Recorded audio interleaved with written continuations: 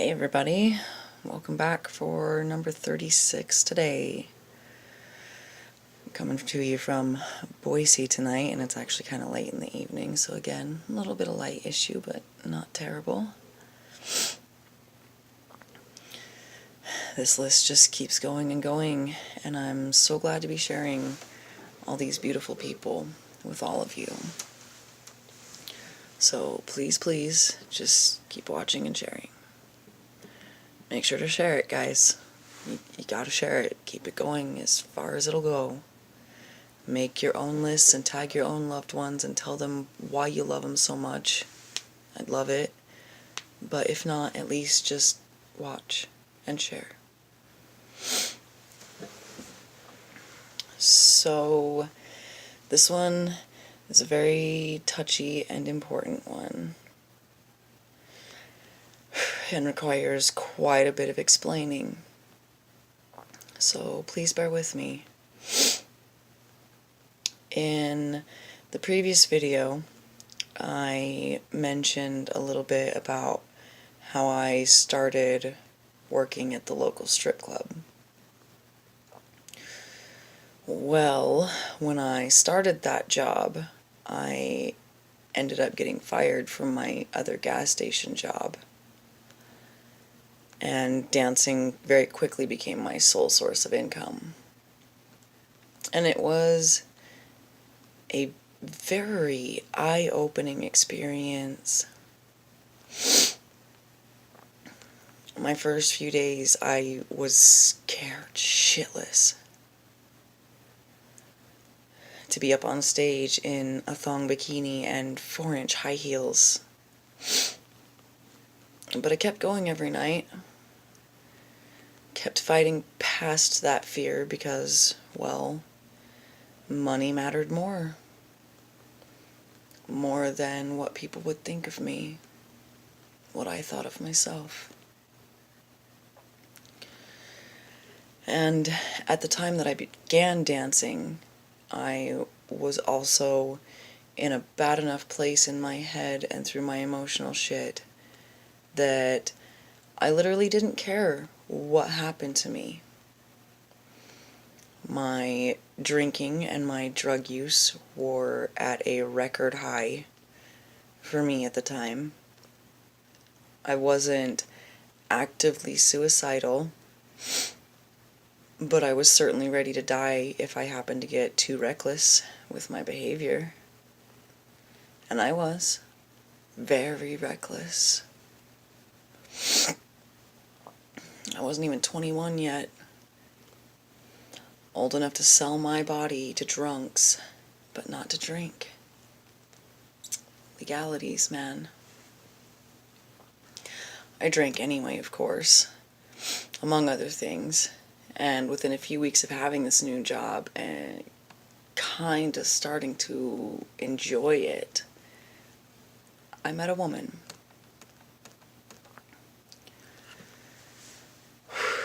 Just getting ready to tell you guys about this makes my heart flutter. God, I hate this story.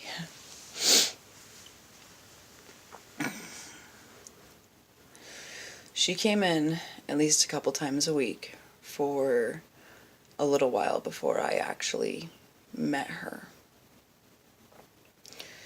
And when I did, she spent tons of money on me for my time. And just would sit and talk with me and ask about who I was. She got the lap dances occasionally, too, of course, but mostly we just talked and I made decent money off her. After about a week, she threw me a proposition.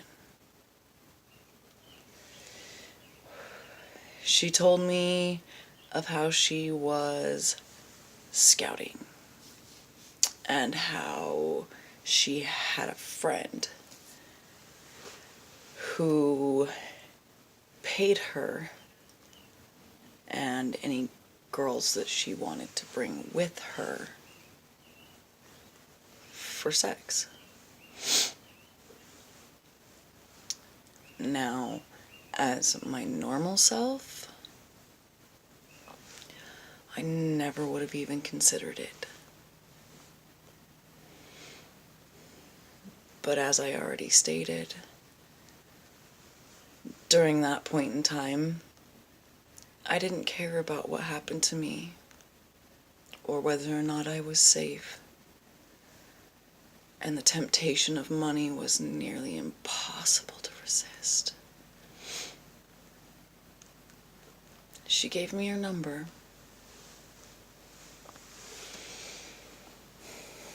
And within a few days, I made my decision and I got a hold of her. I didn't tell anyone else. Not a friend, not a family member, not my fellow dancers at the club. Nobody. I didn't tell a single soul what I was about to do. Because the honest truth is, I was secretly hoping it would get me killed. And if not, well, at least I'd have a little more money.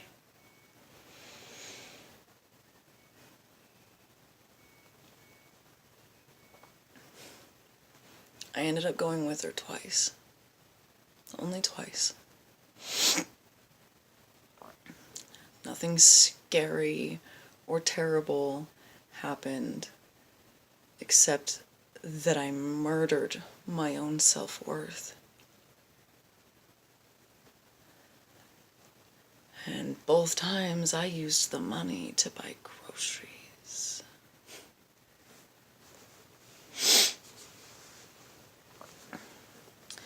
I wasn't able to keep it much of a secret for long. The guilt already ate at me all the time anyways, but there was a night that the ex found out. And it was because I had slept with her. And before we actually had sex, she point blank asked me if I had done anything whorish since beginning my work at the club. Looked me right in the eye. And I lied to her and told her I hadn't. And we had sex and then we went to sleep. And this was my ex-girlfriend at the time. I awoke to literally being slapped in the face. She had read through my phone when she woke up and knew that I had lied to her. And the look on her face of how deeply I had scarred her in that moment, it killed the rest of my soul. Quite literally.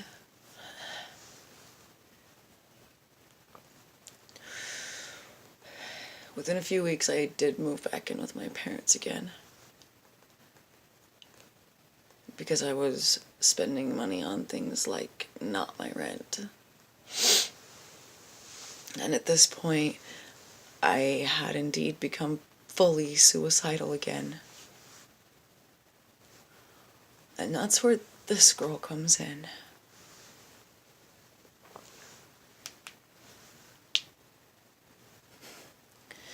I still had continued working at the club because it was still the most excellent money I've ever made. Even though I was no longer saving any of it, I was blowing it all on junk food, alcohol, and drugs. And this girl was another of the dancers as well. And we had developed a little bit of a crush on each other. She was in a tricky spot in her own relationship, and I was still amid rebounding from my own, on top of trying to deal with the fact that I had literally gone so low in my life that I let a man, another woman, have sex with me for pay. Not far into our being interested in each other, I told this girl about what I had done.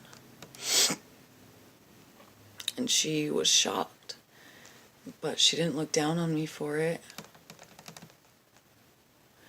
Instead, this girl showed me a completely different side to the world of strippers. That, yes, of course, you have your stereotypicals who just do a fuck ton of drugs and literally prostitute themselves out nightly and use the club as some kind of preview to find clients. Of course you see that. But there is also another kind of stripper. And these types of women are so fucking strong. They are wives and mothers and homemakers that dance in sexy outfits because it makes them feel good about themselves and earns the family some extra income. The ones that are literally selling it as the entertainment within the club and without ever having sex with any of the customers.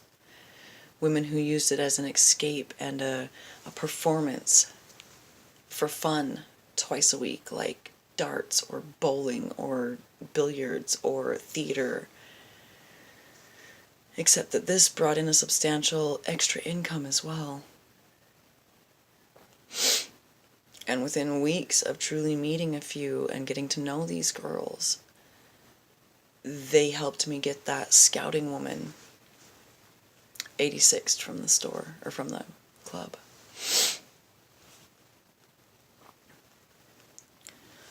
This other girl and I did continue our romantic tryst for a few months, but it quickly fizzled when I became too attached too quickly. And I'm sure she was contemplating over someone that she truly loves, just like I still was on the other side too. It still hurt pretty bad though, because she kinda just ghosted me a little. I wasn't ever really given much of an explanation. She just kinda stopped talking to me, stopped answering calls and texts. And after a while I just stopped trying. But it still hurt.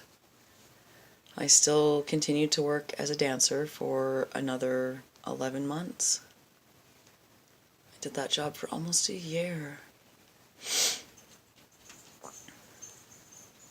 The entire time that I stayed in the full downswing of that terrible depression that swallowed me.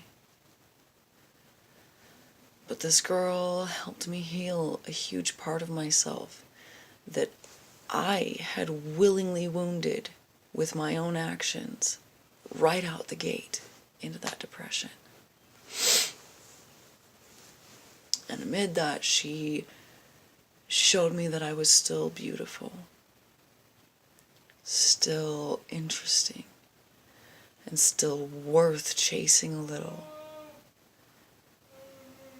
Even though I had made such a disgustingly poor life choice.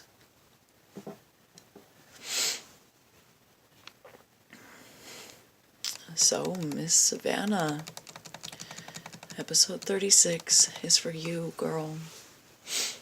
And I hope you get to see this through the vine. You saved my life because you shed your love on me. Maybe only for a little while, but it was through one of the biggest and worst tragedies that I've ever inflicted upon myself. And I honestly don't think I ever would have been able to live through that, to forgive myself for that, if you hadn't loved me for just a little while. I am here today because of you. And because for a little while you once again gave me something to look forward to. Something that felt good.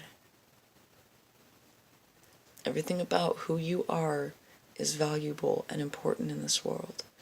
Because who you are saved a life. My life. And that matters. It will always matter. 36. Savhanna.